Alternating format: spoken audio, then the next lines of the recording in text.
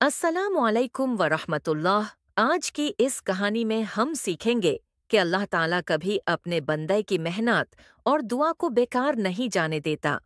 इंसान थक जाता है, लेकिन अल्लाह की रहमत कभी नहीं थकती। अगर आप मुश्किल वक्त से गुजर रहे हैं, यकीन रखिए, आपकी दुआ कबूल होने का वक्त बस करीब ही है।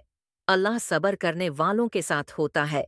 आप बस दुआ को पकड़ कर रखें और देखते ही देखते अल्लाह आपके रास्ते खोल देगा, इंशाअल्लाह। उम्मीद का दिया।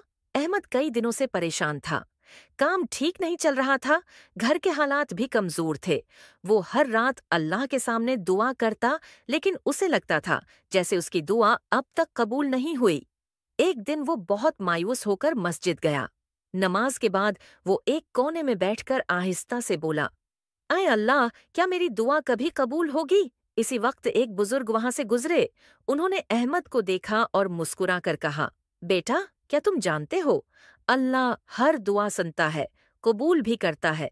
बस वो तुम्हें उस वक्त देता है जब तुम्हें उसकी सबसे ज्यादा जरूरत हो।